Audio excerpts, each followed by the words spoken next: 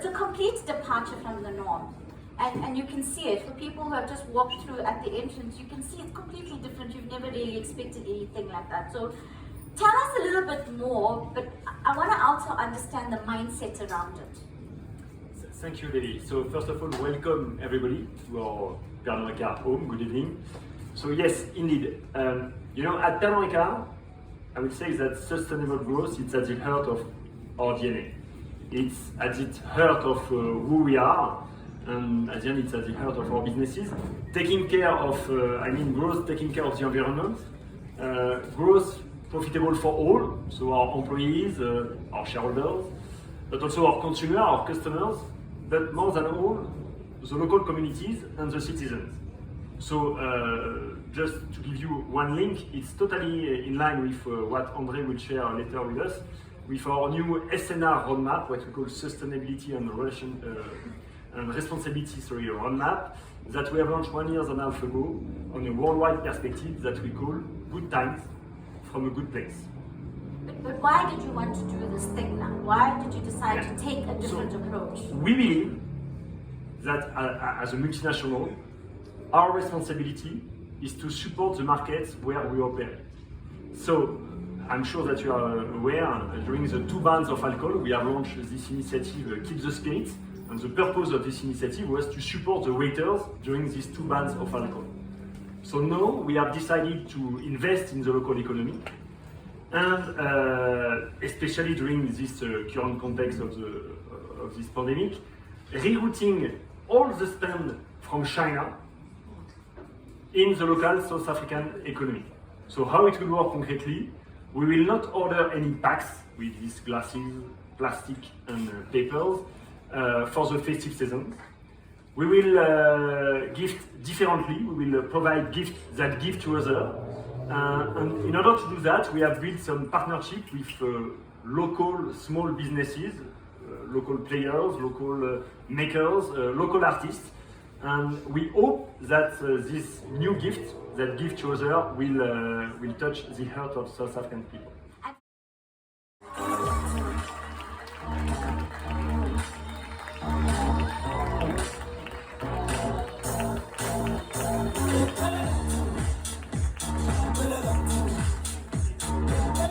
Good evening, everyone. So since Debbie, And he calls me that I still. remember when we came back from the World Cup with the trophy, everybody's happy, we're all celebrating. And I saw it, the corner of my eye. I was like, oh, she's here, we must have done something wrong. I'm definitely not doing that interview. I mean, the whole team everybody's scared of her. You guys are vibrating, man. I was looking at you, I was like, I'm not doing that interview. They said, Blanche is here. And they were holding the trophy. Crazy. So I must tell you, I've been watching Chasing the Sun, right? Because that's been playing out, and so emotional. Like you get quite emotional when you think about. Because in this entire year, I kept reminding myself we won the World Cup. So every time things went bad, I kept thinking, but that was like a massive achievement for us. But now I kind of figured out. So I heard about you in training with these guys, right? And I thought, okay, how's this going to work out? Because why would you be comfortable to be the ambassador of a French company? And then I went backwards, and I hope my stats are right here, guys. So you played against France 6 times as a Springbok. Yes, and you beat them, right? 6 times. Yes, Yeah, so now I get it. Now it's cool. I just want to make that point. So this is this relationship is still starting, still fresh. Let's go slow. And I'm breaking you I'm guys still in up. the good books. So why did you partner up with these guys? I think from the beginning, the first conversations we had, it's all about the values and what I stand for and what the brand stands for, and especially with the Sisonke Mzansi campaign right now, it's something that stood out for me. If someone is there for you during difficult times, that's when you know how they really feel about you. And I feel that people of South Africa have supported the brand so much, and they've bought into the brand, and now the brand is giving back to the people. You know, as you can see, these amazing artists here who did amazing work, and not only for them, but for the people that they work with as well. So many jobs are created. So that was, for me, it was an important thing.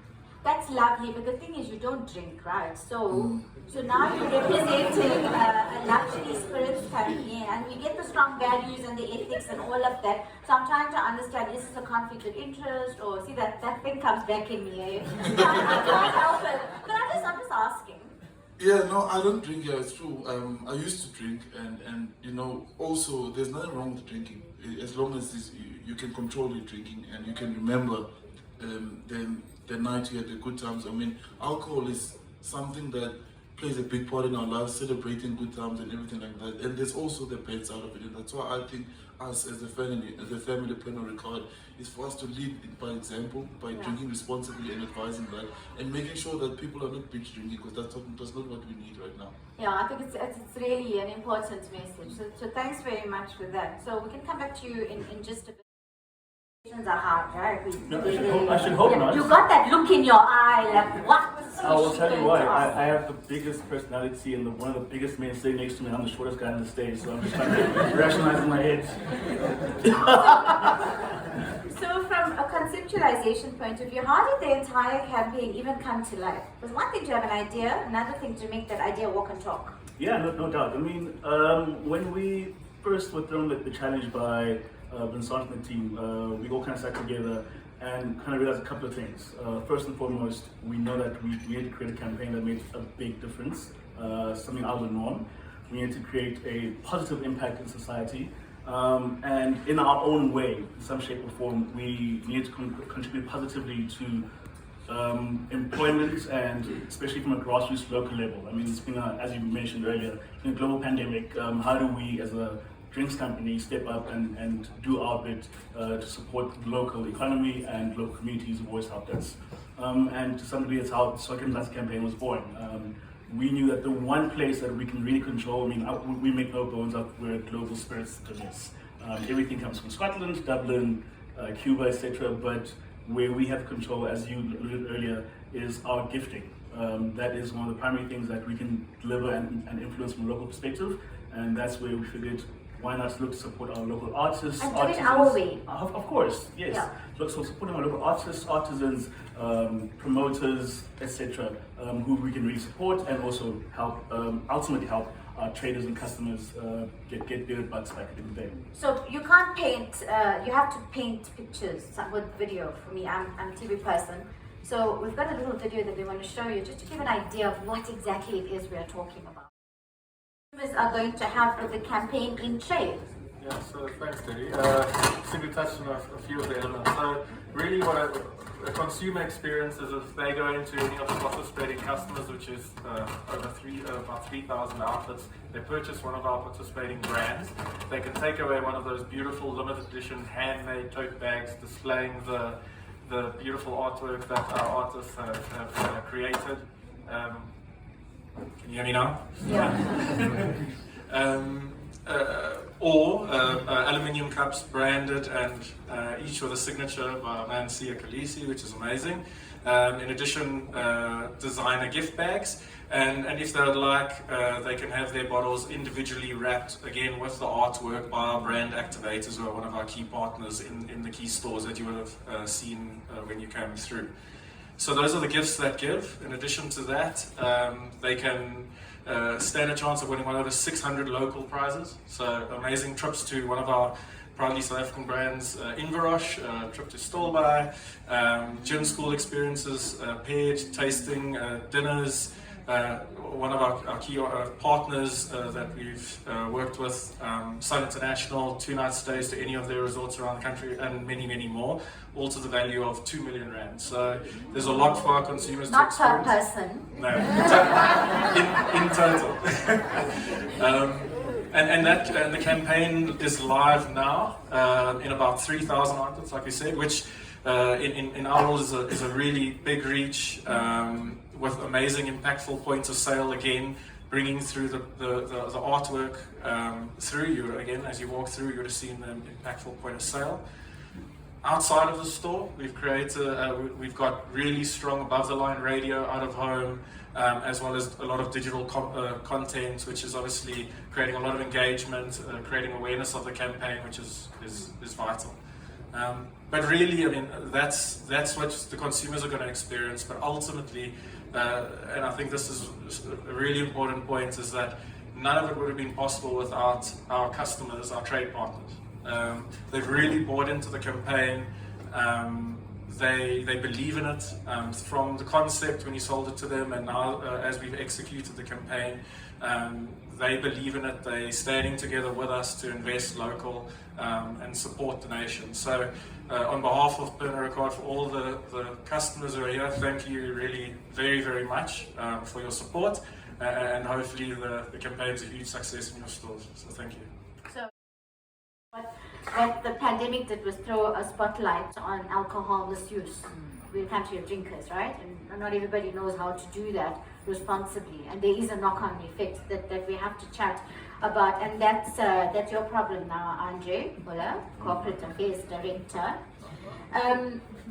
Look, you must, I mean, what did it feel like for you when you went through the bans and this was happening, and this is your bread and butter in a sense, but from an industry point of view, I mean, what are you guys seriously doing to address the alcohol issue we have here?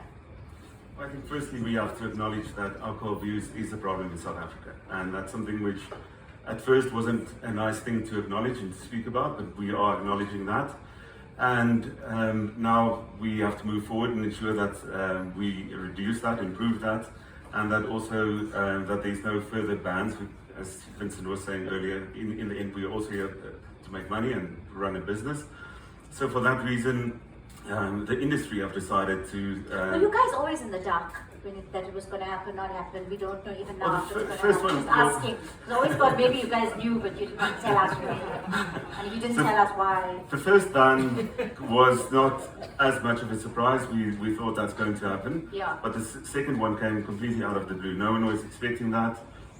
We actually expected also that we would be able to continue selling for quite a while or a few days. But the government, for the second ban, was so prepared that they actually had the Gazette ready on that Sunday, and that we couldn't even start. So there were continue no selling on the whispers Monday. either. Sorry, I'm off script now, but I'm Yes. dying to know. There were no whispers either. Yeah, now no whispers. No whispers. Well, like there's rumours again. There's another speech tonight. No one knows exactly what's going to happen. We believe that there's not going to be any impact on the liquor industry, but we also believe that with the second ban. So let's just button down to the specifics now, and that is, Andre, what are you doing specifically to address the issue? Because you gave me the big picture. Now let's drill down.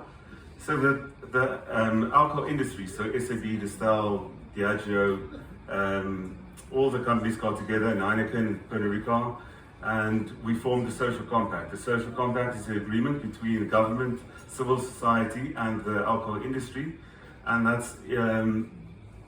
Do you like to ask something? No. Okay. No. And that's in order to reduce the harmful consumption of alcohol.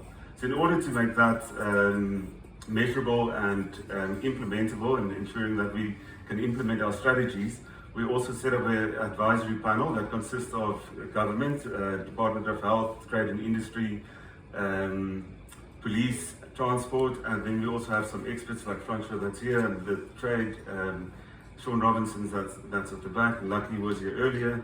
So we're all going to get together, and we're going to ensure that we come up with strategies that's going to measurably reduce the harmful consumption of alcohol.